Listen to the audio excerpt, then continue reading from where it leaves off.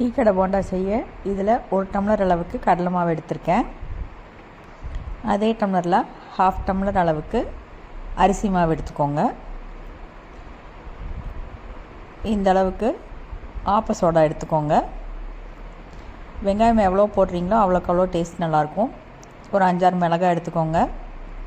கொத்தமல்லி ஒரு கைப்பிடி அளவுக்கு எடுத்துக்கோங்க. நல்லா வாஷ் பண்ணி எடுத்துக்கோங்க. இது எல்லாத்தையுமே பொடியாக கட் பண்ணி மாவோடு சேர்த்துக்கோங்க.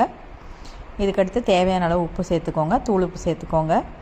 இதெல்லாம் ஒரு தடவை நல்லா பிசைஞ்சு விட்டுட்டு அதுக்கப்புறம் கொஞ்சமாக தண்ணி சேர்த்து நல்லா கெட்டியாக பிசைஞ்சுக்கணும்.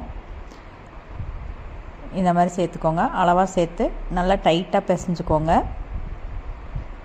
இந்த அளவுக்கு டைட்டாக பிசைஞ்சதுக்கப்புறம் நம்ம போண்டா போடுறதுக்காக எண்ணெய் காய வச்சுருப்போம்ல, அந்த எண்ணெயிலேருந்து ஒரு 2 கரண்டி அளவுக்கு எடுத்து இந்த மாவு மேலே ஊற்றி சேர்த்துக்கோங்க. அதனால தான் கெட்டியாக பிசைய சொன்னேன்.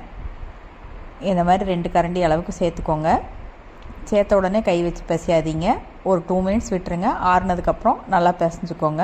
அவ்வளோதான். இனி போட்டு பொரிச்செடுக்கலாம். இந்த மாதிரி கரெக்டாக ஷேப்பாக போட்டுக்கோங்க. இது சீக்கிரமாக சட்டுன்னு வெந்து வந்துடும். அதனால் திருப்பி விட்டுக்கோங்க. கொஞ்சம் விட்டிங்கன்னா கருகிரும். கோல்டன் கலராக வர்ற மாதிரி பார்த்து எடுத்துக்கோங்க. இது பார்த்தா ஒட்டிக்கிற மாதிரி இருக்கும். இந்த மாதிரி கரண்டியில் இந்த மாதிரி பண்ணி விட்டிங்கன்னா எல்லாமே தனித்தனி பீஸாக கரெக்டாக வந்துடும். 2லேருந்து 3 தடவை இந்த மாதிரி பரட்டி விட்டிங்கன்னா நேரம் கரெக்டாக வரும். அவ்வளோதான், போண்டா ரெடி ஆயிடுச்சு.